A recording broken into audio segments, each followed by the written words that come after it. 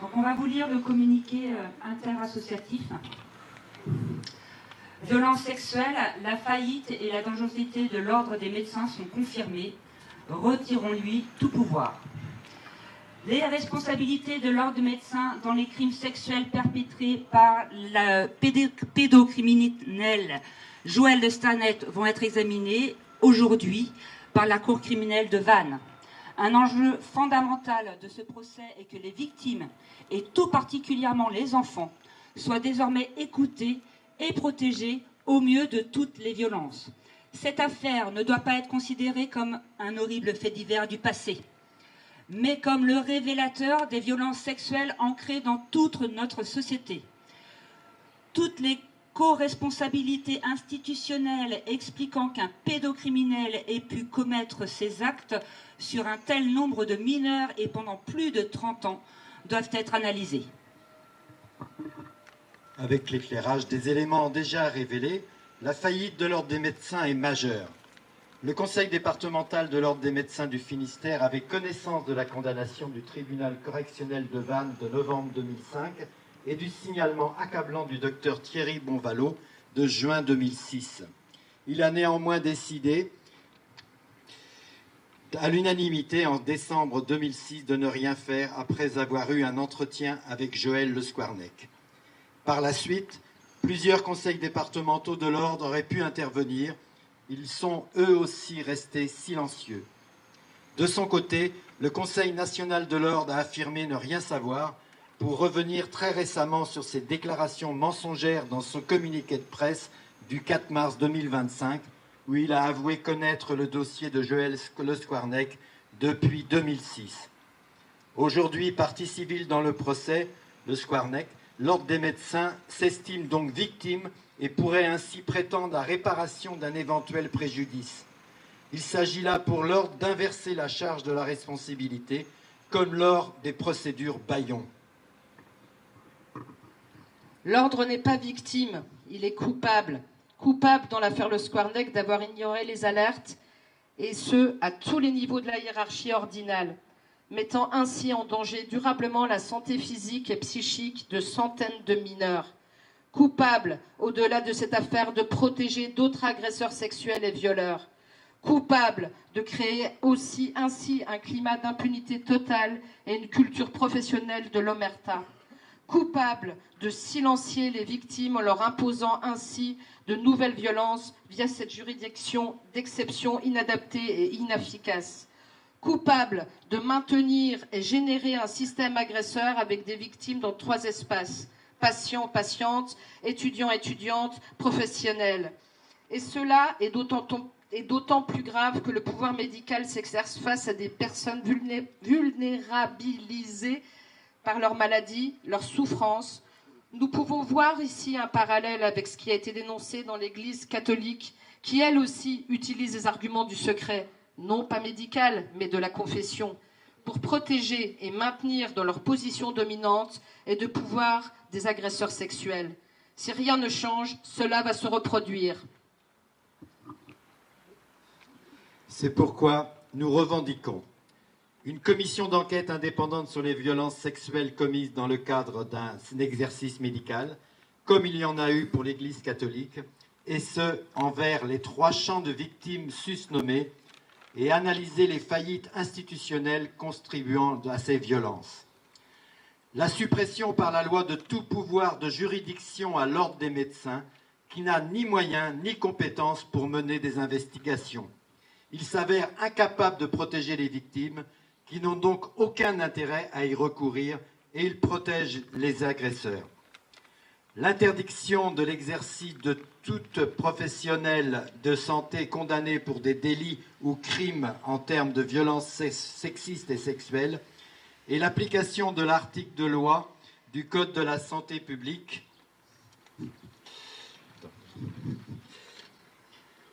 l'interdiction de l'exercice à toute professionnelle de santé condamnée pour des délits ou crimes en termes de violences sexistes et sexuelles et l'application de l'article du Code de la santé publique permettant la suspension par principe de précaution. L'obligation pour les médecins de signaler les mineurs victimes de violences sexuelles doit être affirmée par la loi. Une enquête approfondie sur toutes les responsabilités institutionnelles mises en lumière par cette affaire, les plaintes des associations La Voix de l'Enfant et Face à l'inceste pour mise en danger d'autrui doivent être reçues, instruites et donner lieu à un procès public.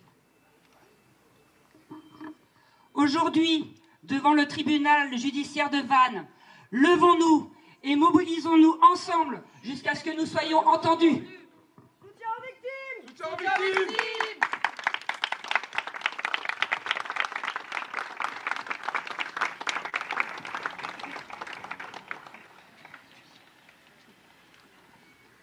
Je démarre la prise de parole des parents des victimes.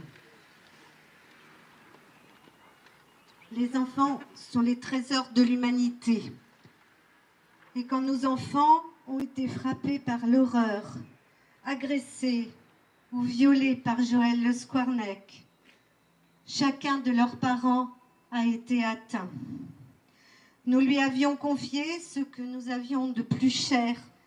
JLS nous a dupés, abusant de notre confiance avec sa blouse blanche.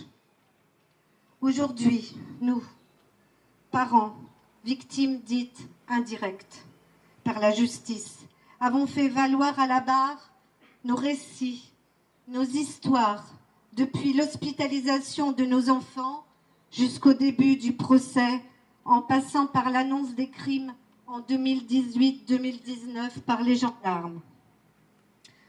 Nos prises de parole devant la cour ont permis de faire résonner dans cette enceinte notre colère, notre incompréhension, nos souffrances et aussi nos attentes en tant que parents à l'égard de la société. Nos paroles ont été fortes, mais peu nombreuses. Il est si difficile d'accompagner nos enfants à la barre de la cour. Il est si difficile parfois de leur faire comprendre que si nous n'avons pas pu les protéger de JLS, nous pouvons aujourd'hui les entourer, les porter, les protéger de la violence de ce qui se dit et se vit à l'intérieur de cette cour. Trop de nos enfants aujourd'hui ont voulu nous protéger de cette violence judiciaire. Nous les comprenons. JLS les a atteints dans leur intimité, leur infligeant des blessures et des souffrances qui sont indicibles, autant pour un enfant que pour un adolescent. Depuis les appels de la gendarmerie, partout sur le territoire, nos enfants devenus grands ont été confrontés aux mots les plus cruels, humiliants, vils de JLS, une violence innommable qui a réveillé ou aggravé leurs maux. Comment dire à leurs parents la réalité de l'innommable? Une nécessité s'est imposée à nos enfants, protéger leurs parents. Voilà, nos enfants endossant le rôle d'adultes protecteurs envers leurs propres parents. Aujourd'hui, nous voulons dire à nos enfants, à tous ceux qui n'ont pas pu faire venir leurs parents devant la cour, mais aussi à tous les enfants victimes qui ont peur pour leurs parents, nous voulons leur dire, nous n'avons pas pu vous protéger d'un prédateur, mais nous pouvons et nous saurons vous protéger des violences que l'institution judiciaire inflige pour la reconnaissance de votre vécu. Nous, parents, nous entendons rappeler à la justice, aux politiques, aux institutions, que nous nous dresserons contre toute forme de violence que vos actions pourront asséner à nos enfants. Nous, parents, nous agirons sans relâche pour vous ramener à tous à vos responsabilités. Vous rappeler que vous nous avez privés de notre essence même de parents en fermant les yeux et en couvrant JLS.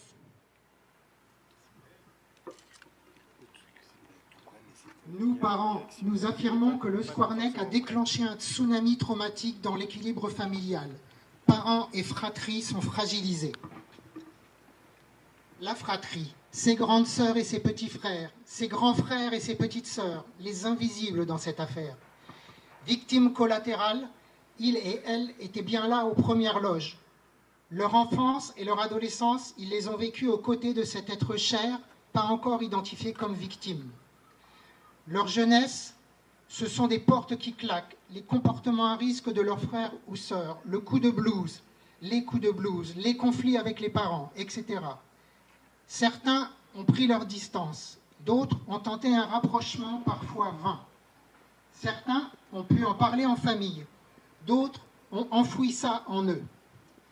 Comment ne pouvaient-ils pas être impactés devant leurs frères ou leurs sœurs en grande difficulté? Comment ne pouvaient-ils pas être affectés de ne pas pouvoir les aider devant cette détresse indicible? Nous, parents, absorbés par le soutien et l'accompagnement de notre enfant en souffrance, nous avons parfois négligé nos autres enfants, pourtant tout aussi sacrés à notre cœur. Nous étions moins disponibles, moins à l'écoute pour eux. De ce fait, nous avons pu être défaillants dans nos rôles de papa et de maman, sans réellement nous en apercevoir. Nous avons élevé nos enfants avec amour, mais ils n'étaient déjà plus ceux que nous avions mis au monde.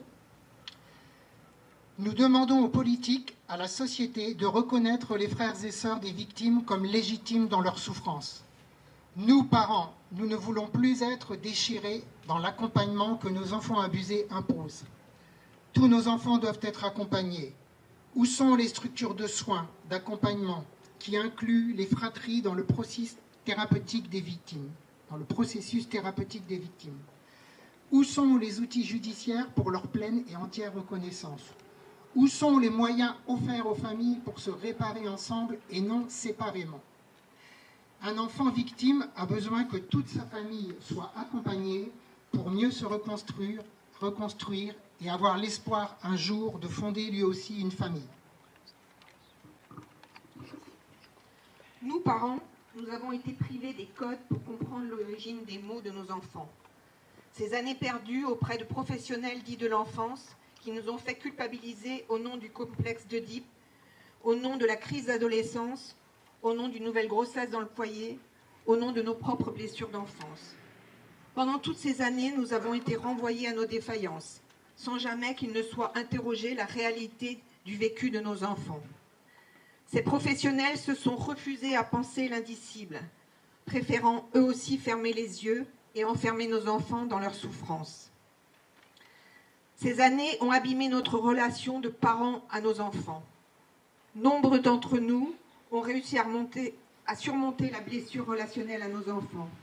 Trop de parents n'ont pas encore pu la surmonter. C'est une peine à perpétuité qui s'est infligée aux parents et à leurs enfants. Cette peine ne connaît pas la limite de 20 ans. Aujourd'hui, le silence est assourdissant face à cette réalité que nous avons délivrée au sein de la Cour. Notre cri n'a pas dépassé les murs de celle-ci. Nous, parents, nous avons tiré les leçons de l'épreuve qui a été infligée à nos enfants par JLS, de l'épreuve judiciaire qui a été infligée à nos familles. Nous sommes aujourd'hui forts et déterminés à ne pas réitérer les erreurs passées. Nous sommes déterminés à nous opposer à tout professionnel qui refuserait de voir ou d'entendre nos enfants. Notre détermination doit être celle aussi de la société. Le silence ne peut être une réponse à ce qui se vit ici, dans nos foyers, dans la cour. Nous avons réussi à surmonter ces épreuves pour nos enfants.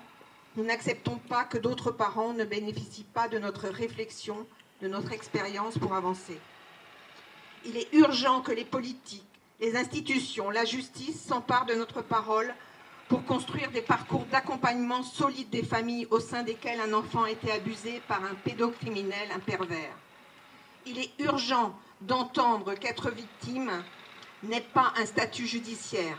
Être victime pour un enfant, c'est surtout ne plus avoir les repères de sa famille, alors qu'ils lui sont nécessaires pour parler, grandir, se construire. Reconnaître un enfant victime, cela doit être aussi reconnaître toute sa famille victime. Quelle que soit l'affaire, le Squarneck, Notre-Dame de Pétaram, plus récemment l'affaire du lycée militaire Le Prytanée, il faut pour les victimes la même visibilité, le même traitement. Ils sont tous nos enfants, même s'ils sont aujourd'hui adultes, et la bienséance exige ni de mettre en compétition les victimes, ni de les invisibiliser. Betaram n'a pas eu à attendre le procès pour qu'une commission parlementaire ait été diligentée. Pour le Prytanée, le ministère des Armées a immédiatement saisi l'inspection générale des armées pour s'assurer du traitement passé des signalements de violences sexuelles et sexistes dans les autres lycées et écoles placées sous la tutelle du ministère des Armées. Nos enfants, victimes de l'Euskarnek, ne sont pas un fait divers et nous, parents, demandons qu'ils soient considérés autrement que par le sensationnalisme. Nous sommes les mamans poules, nous sommes les mamans louves, nous sommes les papas poules, nous sommes les papas loups. Nous demandons à nos politiques de prendre les mesures qui s'imposent pour pouvoir espérer dire « plus jamais ça ».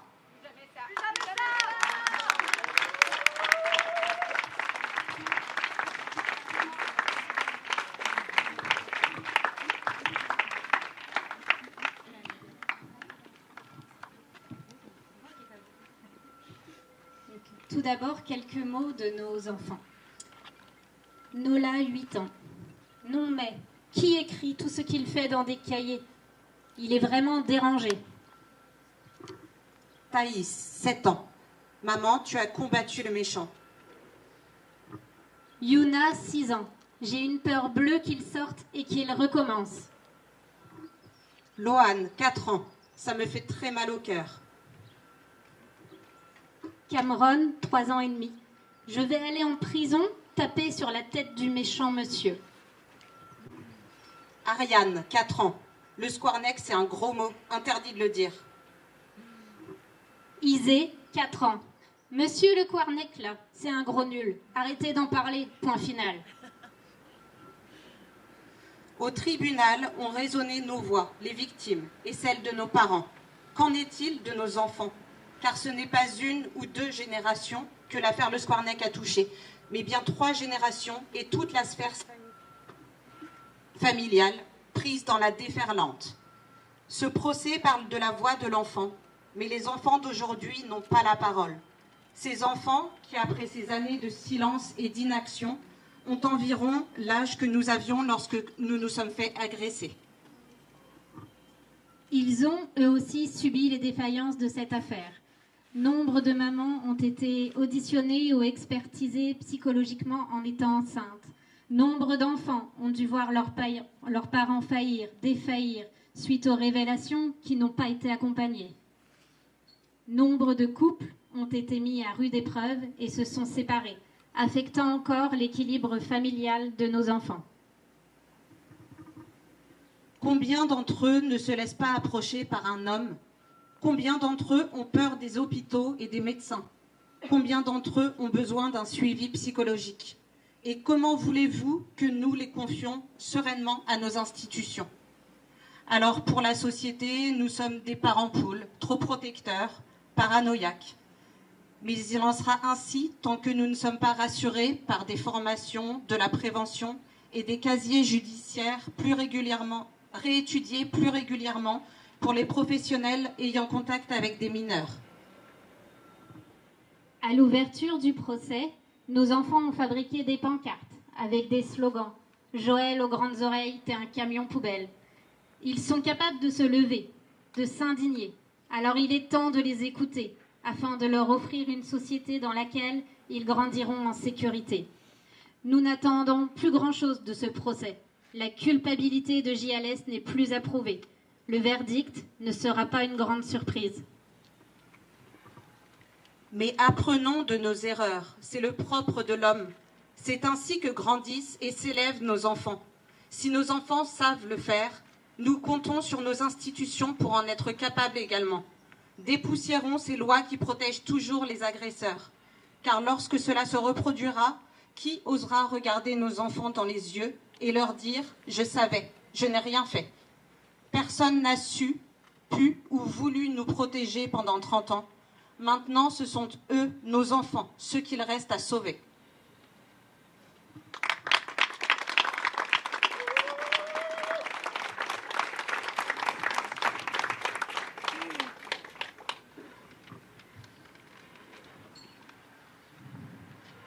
À vous la société, à vous les politiques, écoutez-nous. Monsieur le ministre de la Santé, monsieur Neuder, Monsieur le ministre de la Justice, Monsieur Darmanin, Madame la haut-commissaire à l'enfance, Madame LRI, écoutez-nous. Nous sommes un collectif de victimes de Joël Le Squarnec. Nous ne prétendons pas représenter toutes les victimes. Nous ne parlons pas au nom des 299 reconnues victimes dans ce procès, ni même des 110 qui ont témoigné à la barre, ni des 90 qui ne se sont pas constitués partie civile.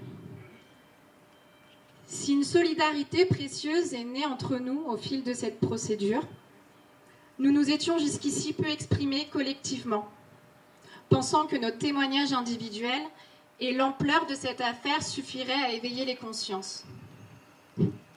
Mais nous sommes quelques-uns, quelques-unes, qui avons décidé de parler, de sortir de silence, de nous mobiliser.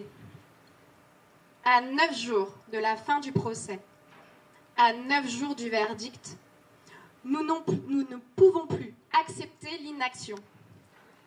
Nous ne pouvons plus accepter que cette affaire historique se termine comme elle a commencé, dans le silence.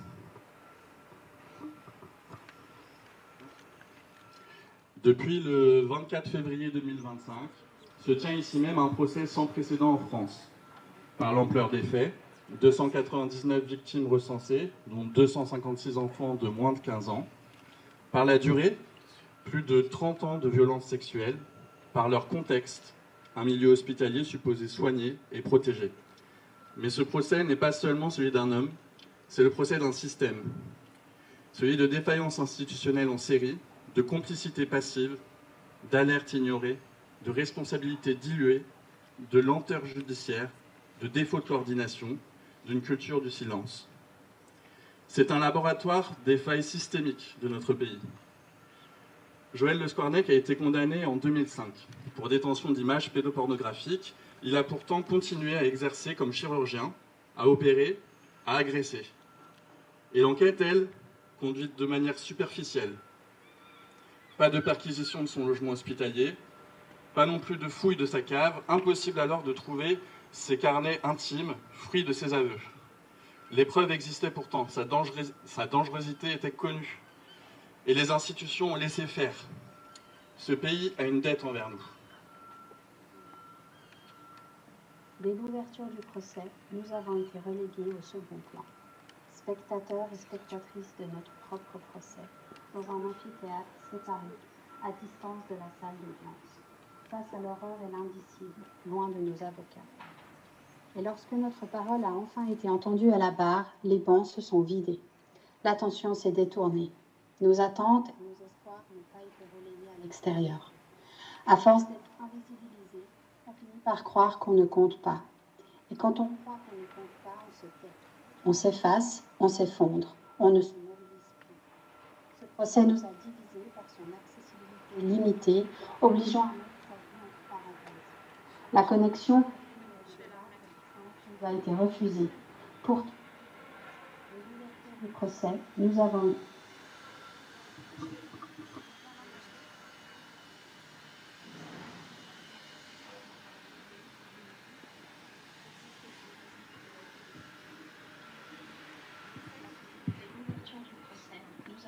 relégués au second plan, spectateurs et spectatrices de notre propre procès, dans un amphithéâtre séparé, à distance de la salle d'audience, face à l'horreur et l'indicible, loin de nos avocats.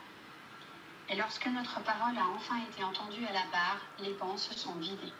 L'attention s'est détournée. Nos attentes et nos espoirs n'ont pas été relayés à l'extérieur. À force d'être invisibilisés, on finit par croire qu'on ne compte pas. Et quand on croit qu'on ne compte pas, on se tait, on s'efface, on s'effondre, on ne se mobilise plus. Ce procès nous a divisés par son accessibilité limitée, obligeant à mettre sa vie entre parenthèses. La connexion pour suivre les débats à distance nous a été refusée, pourtant déployée auparavant dans un procès d'une même envergure. Pire encore, notre souffrance semble peser moins que d'autres. Tandis que d'autres affaires reçoivent une attention immédiate et des réponses politiques rapides, sans distinguer le temps de la justice et le temps législatif, ce procès joue au roi du silence. Cette mise en concurrence des victimes de crimes sexuels est insupportable, avilissante et contraire à nos convictions. On nous avait promis le procès du siècle. Mais depuis l'ouverture, pas une réforme, pas un signal fort, pas même une annonce politique. La justice fait son travail, mais le politique est absent. Le monde médical, lui, reste silencieux. Ce procès aurait dû être le moment d'une introspection collective sur les pratiques, les signaux d'alerte ignorés, les silences. Mais rien. Au contraire, ça continue. Le 6 mai 2025, on apprend qu'un ORL mis en examen pour agression sexuelle à Vannes exerce encore aujourd'hui comme médecin de travail en Vendée. Cela, malgré une interdiction d'exercer sa spécialité. Et que dire des anciens collègues de Joël Le Squarnec qui ont déclaré à la barre « Je ne savais pas, je n'aurais jamais imaginé, c'était pas mon affaire ». Eh bien maintenant ils savent. Et pourtant, toujours aucune remise en question, aucune mesure, aucun protocole, aucune formation, même dans les établissements où il a exercé. Ce déni, cette inertie, ce repli corporatiste protège une seule chose, les agresseurs et ceux qui se taisent autour d'eux.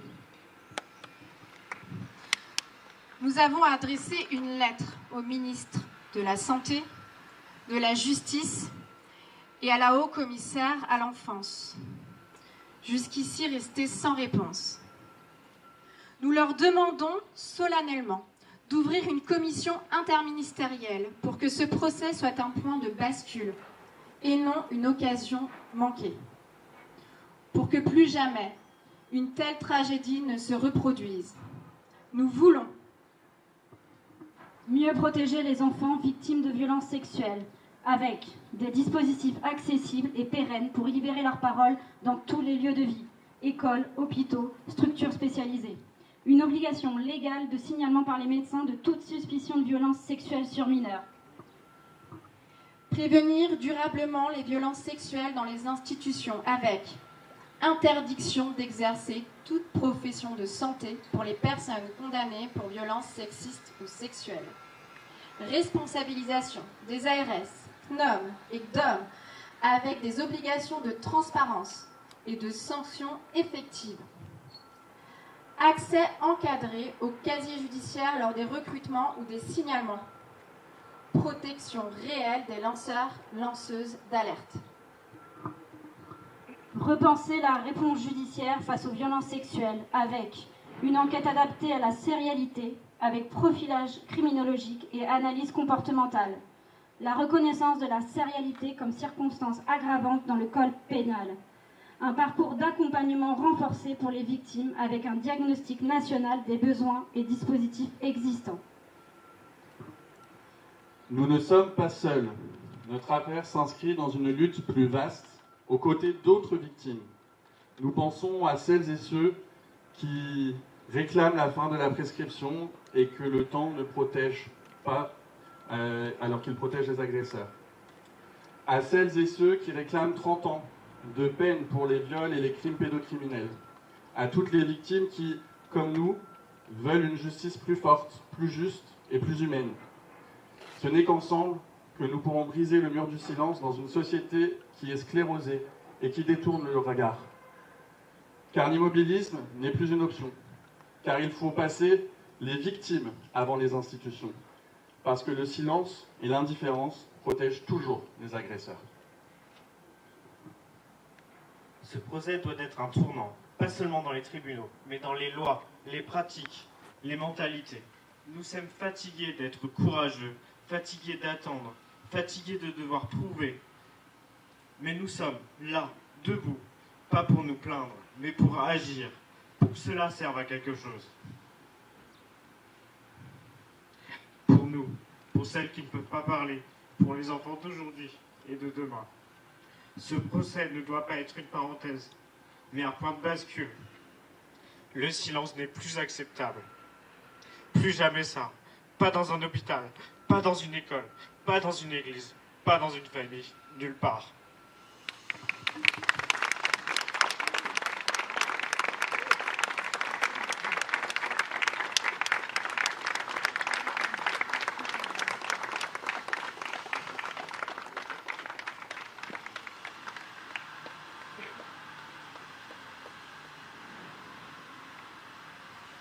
victimes! Soutien aux victimes! Plus jamais ça!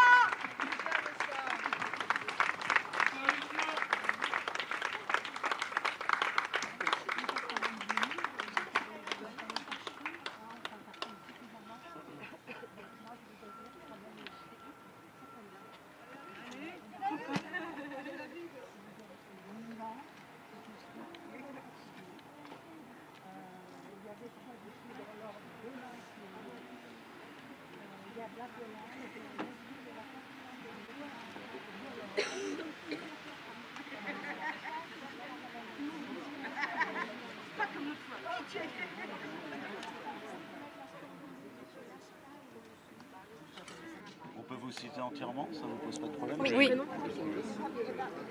Pourquoi être sorti du silence aujourd'hui? Parce que, comme on le disait, on est à 9 jours du procès. Et à 9 jours du procès, il ne se passe rien. On n'a pas eu une réaction politique, voire sociétale. Et malheureusement, malgré l'épreuve de ce procès qui est quand même complexe pour nous, on est obligé de mettre de l'énergie pour se faire entendre, pour essayer d'avoir un peu de visibilité, un peu de considération et surtout que ça fasse date parce qu'on a vécu un drame sociétal avec cette affaire et elle se reproduira si aujourd'hui on n'en tire pas les conséquences. Donc c'est pour ça qu'on demande une commission interministérielle. Un courrier a été envoyé au ministre de la Santé, au ministre de la Justice, à la haut-commissaire à l'enfance.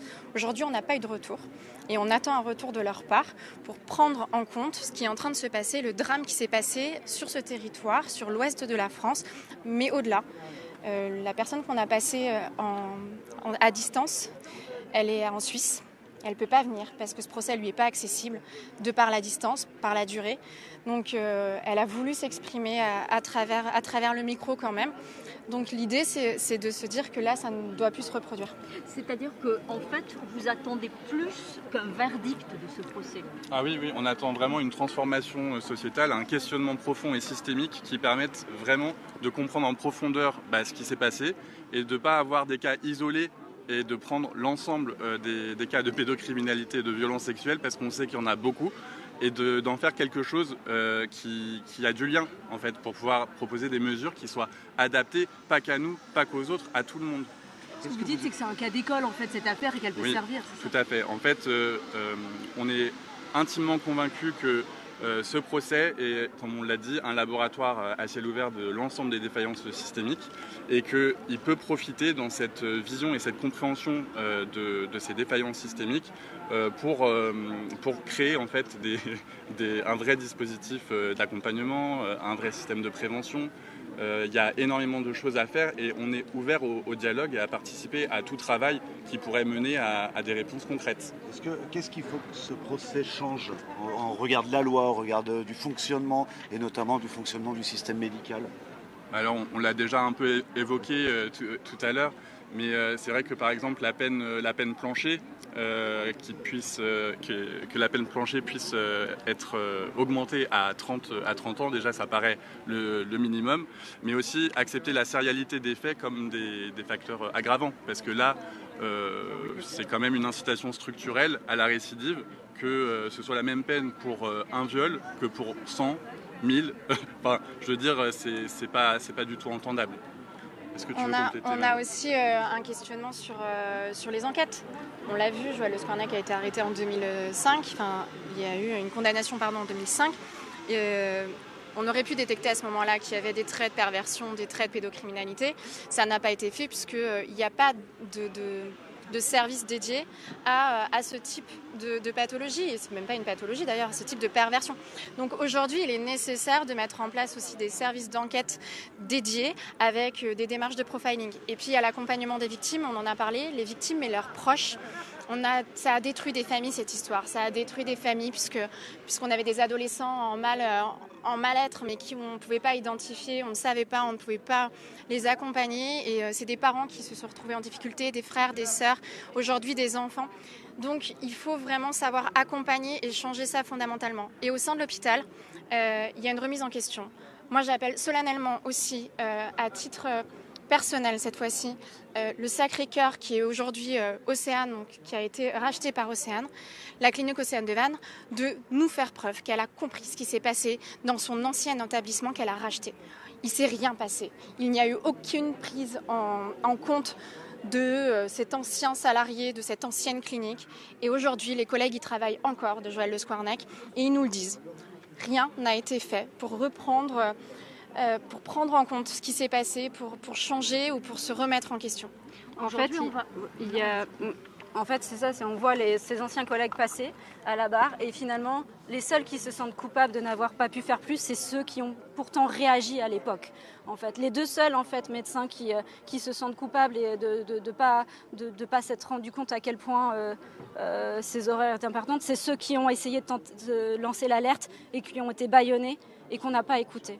Et il y a vraiment un réel programme, une sensibilisation du milieu médical et des programmes de prévention pour plus que cela se reproduise. Parce que, comme on l'a dit dans notre discours, ça se reproduit encore. Il y a encore des médecins qui sont pourtant condamnés, qui n'ont juste qu'à changer de département pour pouvoir continuer à exercer leur profession et à faire de nouvelles victimes. Ça veut dire que vous attendez avec impatience l'audience d'aujourd'hui aussi, où vont être examinées à la fois l'absence de sanctions disciplinaires et ses potentielles responsabilités médicales? Oui, tout à fait. Oui, cette journée elle est essentielle pour voir si une remise en question a été faite. Peut-être qu'ils vont nous faire part de certaines mesures qui sont en train d'être mises en place. J'ai peu d'espoir, pour tout vous dire. J'ai peu d'espoir parce qu'on le voit jusqu'ici. L'ordre des médecins départemental est dissocié de l'ordre des médecins national. On le voit au sein de la Cour. Et l'ordre des médecins du Morbihan, avec le cas de cette ORL sur lequel il y a une enquête, n'a pas souhaité s'exprimer sur l'enquête aujourd'hui en cours. Donc on sent qu'en fait, ils ne sont pas encore prêts. En tout cas, nous, de l'extérieur, c'est ce qu'on ressent. Donc que ça puisse être pointé du doigt officiellement et de montrer qu'il y a eu des vraies défaillances fera peut-être un électrochoc, au moins auprès du ministre de la Santé qu'on a interpellé aujourd'hui. Vous avez regretté qu'il n'y ait aucune prise de parole politique justement depuis le début du procès. Comment vous l'expliquez? Parce qu'on est trop nombreux. Parce que la cause des enfants n'importe peu, on n'a pas de ministère de l'enfance. Donc on le voit aujourd'hui, la cause de l'enfant, c'est pas quelque chose sur lequel on se penche. Les mouvements féministes sont peut-être plus puissants que des mouvements enfantistes. On est sur un médecin qui a agressé il y a quelques années, pendant 30 ans, c'est une affaire du passé. On nous a avancé plein de raisons, hein.